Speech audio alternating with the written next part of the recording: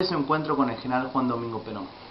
Bueno, en realidad ocurrió que yo estaba en las 62 organizaciones, en ese entonces la conducía el compañero Bandor, y había que llevar una correspondencia a Madrid, como se hacía permanentemente, y me preguntan si yo me animaba. Digo, pucha, ¿cómo no me voy a animar?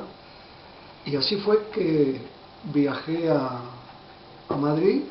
Fue mi primer viaje realmente fuera del país para una gestión que jamás hubiera soñado. Yo tomo esto como anecdotario, pero fue importante. En aquel entonces fui a vivir a una pensión donde no teníamos llave, es decir, cuando uno llegaba tarde, había un sereno que recorría las cuadras de acuerdo a lo que tenía previsto, y uno tenía que aplaudir y llamar sereno, y toda la gente que pasaba a su lado hacía exactamente lo mismo para estar sereno. Y así me causó gracia ese sistema, y bueno, esa noche recuerdo todo lo que le iba a decir al general Perón, además de entregarle la correspondencia. Y en realidad cuando llegó la hora de viajar a Puerta de Hierro, tomo un taxi, por supuesto, voy, y entonces el hombre que tenía el general para recibir a las visitas era Algarve, el compañero Algarve. Me esperaba en la puerta, entro y lo veo ahí nomás al general. Se imaginan ustedes la emoción. Yo, que había estado el 17 de octubre del 45 en la plaza por una picardía juvenil, estar junto a quien había sido el convocante de esa maravillosa gesta, me sorprendió realmente. Bueno, me abrazó, como le va a Minichilo, como si yo fuera un conocido de muchos años. Me hizo pasar, fui al escritorio de él y no podía hilvanar palabras. Fue algo que realmente, una emoción que no me dejaba hablar. Pero esto fue por 10 minutos. A los 10 minutos Perón, que tiene una capacidad extraordinaria, más allá de todo lo que significó, me puso inmediatamente en onda, es decir, me trató con una amabilidad, una amistad, como si yo me encontrara con él todos los días. Y ahí comenzó la charla. Ya se hizo bien, porque yo había perdido los nervios que tenía, y estuvimos charlando largamente. Por supuesto, el que hablaba más era Perón, no era yo. Yo fui más que a escuchar y a llevar la correspondencia. Y realmente fue un día que no puedo olvidar jamás, porque realmente encontrarme con alguien que yo vi en un balcón en el 45, que iba a suponer yo en aquel entonces que iba a tener la dicha y la honra de estar junto con él.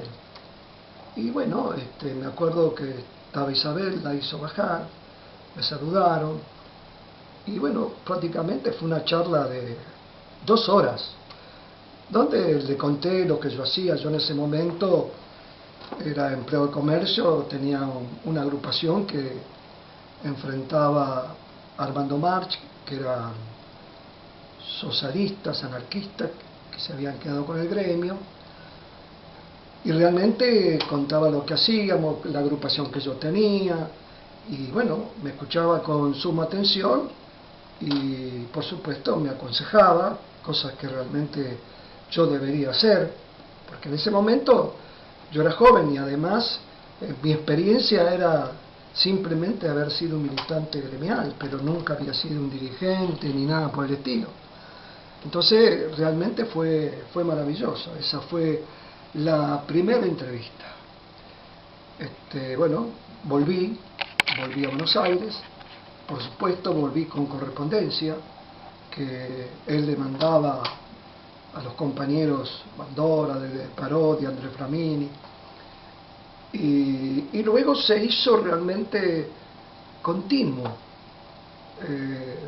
Yo era el que llevaba y traía la correspondencia. Así viajé como 7, 8 veces. Inclusive en una oportunidad el general me envía a Múnich para hacer una gestión privada, que esto me llenó de orgullo, y bueno, realmente viajé, hice la gestión que había que hacer, y tuve con él una relación, vuelvo a repetir, extraordinaria, hasta que un día, como estábamos en esa gestión, yo necesitaba estar en Madrid, y recuerdo que me dijo que me quedara en Puerta de Hierro durante 3 días para charlar y tener conocimiento de todo lo que debía hacer. Así que yo tengo una película filmada donde almorzamos juntos y efectivamente me quedé, y te cuento esto para decir lo que significaba la picardía de Perón. En aquellos momentos se hablaba de que Perón tenía cáncer de próstata. Y a la mañana me vine a despertar muy temprano, si quería acompañarlo a caminar. Te imaginas que para mí era una cosa increíble. Me levanté y evidentemente empezamos, primero que en Puerta de Hierro, para salir había con las escaleras, la bajó al tranco y había una puerta que era una pared que tendría 80 centímetros, 1 metro, y saltó esa pared en vez de pasar por la puerta. Empezamos a caminar, no sé ni cuánto caminamos, lo que te puedo decir que yo me cansé y él estaba como fresco, caminaba tipo militar, y así volvimos, bárbaro. Y yo me preguntaba, digo, ¿por qué hizo esto Perón? Y ahí ya me di cuenta que había un mensaje en eso, porque Perón con hechos, con gestos, te hacía mensaje. Lo importante es que vos tuviese la habilidad de interpretarlo, exactamente. ¿Y qué era? Cuando yo volví a la Argentina, que hice la reunión de agrupación, los medios me hicieron reportaje, me hablaban de la salud de Perón y que yo contaba esto. Es que era lo que Perón había querido. Andar a la Argentina y decir que me viste caminar y desplomemos todo esta versión que no existe. Y así fue. Vine acá y ¿qué me hablan de Perón enfermo? Mira todo lo que hizo, lo que no hace. Una cosa así extraordinaria, realmente. Eran los mensajes que Perón te decía, y bueno, después tuve, bueno, ya te digo, una relación afectiva. Viajé con mi señora en una oportunidad a verlo ahí. Isabelita, y hay fotos que te voy a mostrar que vas a ver, me hizo regalos para mi señora. Y recuerdo que una vez tenía que viajar a Múnich, y yo había ido, nunca me olvidé, con un traje de filafil.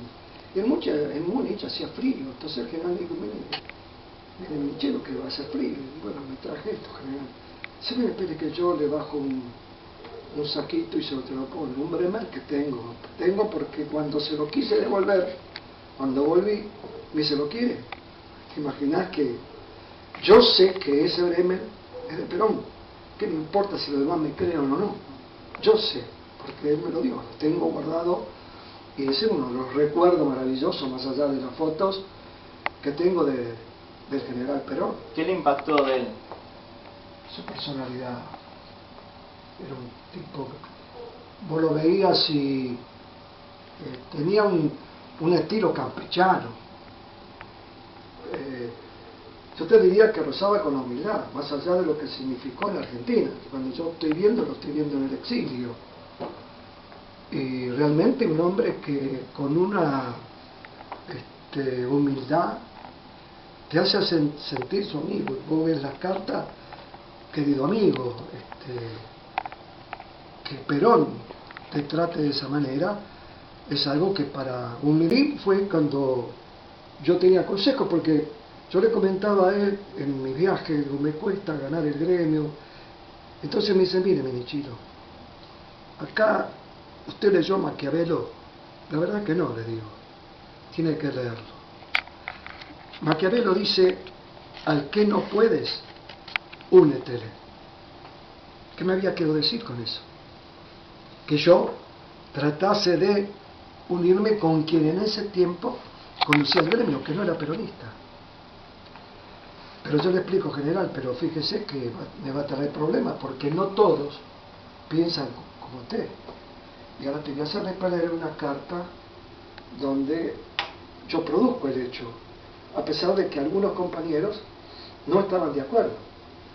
Y eso me permitió llegar al gremio, llegar en el orden nacional con compañeros del interior del país, peronistas, auténticamente peronistas, y así fuimos avanzando, y llegó un momento en que Perón, en uno de mis viajes, me dice, ¿por qué no le invita a marcha?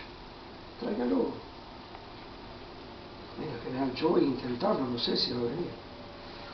Y efectivamente, le digo, mire, March, Armando se llamaba, le digo, el general quiere conversar con usted. Yo creí que iba a reaccionar mal, al contrario, siento, ¿cómo no? Vamos a ir, qué sé yo. Bueno, al poco tiempo estamos viajando a Madrid con Armando March. Vuelvo a repetirte, socialista. Estoy hablando de los socialistas anarquistas que estuvieron en el poder sindical en el 55. Se suponía que era antiperonista. Viajamos, nos hospedamos en un hotel, lo llamo al general y le digo, general, ya llegamos. Dice, bueno, mañana a las 10 de la mañana los espero. Bueno, efectivamente. Le digo, mañana los espero a las 10. Bueno, salimos, fuimos a cenar.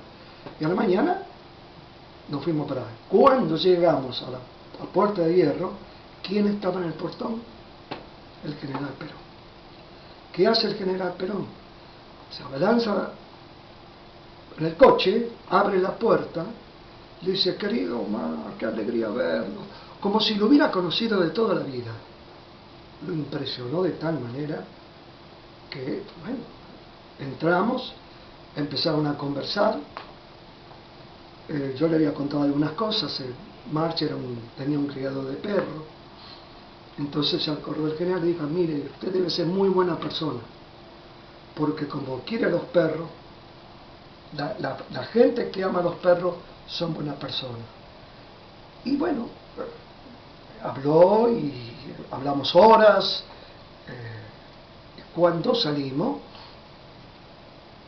viajábamos con él a Alemania, con March, porque íbamos a un congreso. Entonces el general dice, bueno, cuando vuelvan, avísenme y se vienen a casa a charlar un rato a ver cómo le fue el congreso. Bueno, además me dice, ustedes toman mucho café. Entonces me dice, sí, cada entrevista, un café. Dice, bueno, yo le voy a tener a los dos 1 kilo de café descafeinado, que acá en la Argentina en ese tiempo no había. Entonces, está bien, como no, general, viajamos. Volvimos a la semana. Lo fuimos a ver, nueva charla, y cuando nos íbamos, ¿qué hace el general? Saca 1 kilo de café, tome más, tome leche. Vos te cuenta que este hombre, cuando veníamos de vuelta en el avión, me decía, no puedo creerlo, qué tipo sensacional. A partir de ese instante, no digo que se transformó en un ultraperonista, pero ya no era el tipo que lo criticaba ni nada que ver, porque tenía una imagen de Perón como todos los gorilas de aquel entonces, y que se haya acordado del café, y dice, ¿qué? Con todos los problemas que tiene. Y bueno, Perón es así. ¿Qué le puede decir a los jóvenes que no tuvimos la suerte de conocerlo? ¿Cómo debemos recordarlo al general? Recordarlo como el hombre que hizo por 10 años la Argentina más feliz que hemos tenido. Nadie lo igualó, ni lo va a igualar. El general Perón, cuando llegó al país, después del 17 de octubre, en el 46, cuando asume, yo te diría que era un país esclavo.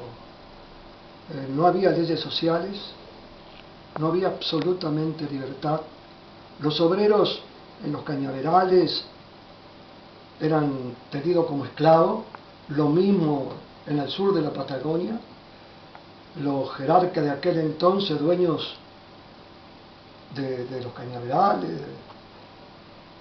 le pagaban con bonos, que esos bonos tenía que ir a comprar a la misma almacén al por mayor que tenía el dueño de esos campos. Y lo primero que hizo Perón fue reconocer lo que significaba el trabajador, y le dio todo.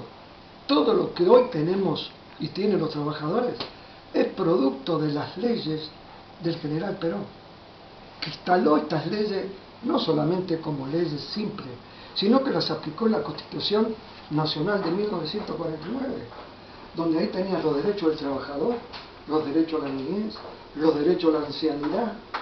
Realmente fue maravilloso. Yo te digo que todo lo que logró el general Perón para los trabajadores, para los humildes, no hay ni habrá gobierno que lo logre. Por eso es inigualable, es inigualable. Y los jóvenes deben tener en cuenta eso, que Perón le cambió la vida a los argentinos. No había villas, había viviendas dignas. ¿Qué le puede decir a la gente que dice que Perón era demagogo? No, demagogo es aquel que promete y no cumple. Perón cumplió, no como hacen hoy o en otros gobiernos, que anuncian y después no se hace. Perón solía decir, más vale realizar que prometer. Él realizaba la obra. Y si vos recorres el país hoy, a tantos años de aquello del 46, a años del fallecimiento del general Perón, vos recorrerás las provincias y vas a ver obras como monumentos históricos que creó Perón. Universidades, facultades, los mejores hospitales hoy en la provincia de Buenos Aires son los que creó Perón.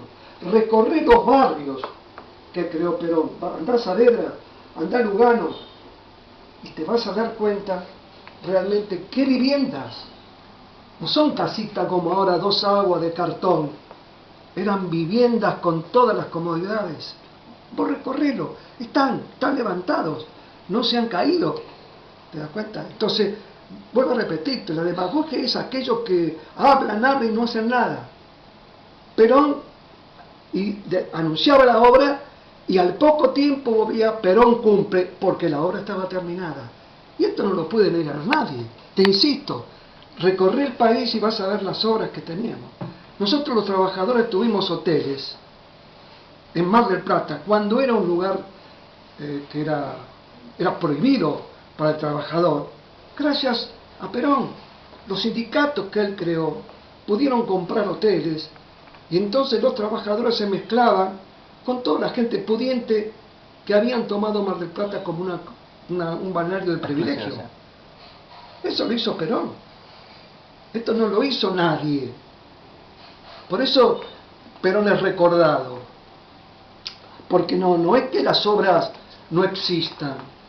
Cuando yo te hablo de andar a la facultad, ahí en Alvalén, andate en Palermo y ves esas escalinatas, eso lo hizo Perón. Las escuelas que hizo Perón. Las obras públicas que hizo Perón. Perón logró hacer un auto, un avión, el DLR, que por ahí no se puede, pero están y existen. Quiere decir que dio una fuerza a la Argentina en el campo industrial. Habla de demagogia cuando promete y no cumple. Perón prometió y cumplió. Y aquel que lo dude, lo invito a recorrer varios lugares. Vayan a provincia de Mendoza, el Hotel Uspallata lo compró los empleados de comercio, uno de los mejores hoteles de Mendoza. El hotel en Mar del Plata lo compró comercio y hoy vas a recorrer Mar del Plata y vas a ver carteles increíbles de hoteles que tienen los sindicatos. ¿Qué significó el 1 de julio del 74, el día del deceso del líder? Bueno, eso fue realmente importante, dramático, por las cosas que pasaron, pero realmente fue algo emocionante. ¿Fue su paso a la inmortalidad? Yo creo que Perón, más allá de ese hecho, iba a ser inmortal, por todo lo que había hecho. Bueno, a Perón no hay que recordarlo simplemente como aquel coronel o aquel viejo general que se despidió de su pueblo diciendo aquello que llevo en mis oídos, la más maravillosa música, que para mí es la palabra del pueblo argentino. Ese general, sus obras hicieron que pasara la inmortalidad. Esa es la realidad. No es... En la vida pasan los hombres y no dejan nada, entonces la gente se olvida. Pero date cuenta vos, hoy han pasado años y sin embargo Perón, en los peronistas, está tan vigente como si estaría vivo. Hay sectores, y perdóname que diga, que dicen que son peronistas, pero tratan de negarlo. Y yo te voy a dar un solo ejemplo, y esto no quiero entrometerme en este reportaje, en la vida política, pero el 1 de julio de este año, ¿qué homenaje se le hizo al general? Ninguno. Una figura clave en el Bicentenario no tuvo ningún homenaje, lamentablemente. No se hizo nada. Y además, el presidente del Partido Justicialista, Néstor Kirchner, ¿sabés por qué no fue a San Vicente? Porque las nubes estaban bajas y él no podía ir en helicóptero a San Vicente. Que Perón y Evita iban todos los días cuando querían descansar en auto. ¿Y por qué? Vos te preguntarás, ¿por qué se hizo ese acto tan importante para Eva Perón? Y no se le hizo al general. Yo creo que no hay homenaje que marque la dimensión de Evita. No hay. Evita fue algo tan extraordinario que vos podés hacer homenaje, pero nunca vas a alcanzar a dimensionar en un homenaje lo que significó Eva Perón. Pero a mí me duele. ¿Por qué? Y es muy simple. Porque acá lo que se trata de hacer ahora es diferenciar a Perón de Evita. Esta es una realidad. Y lo tengo que decir porque lo puedo probar.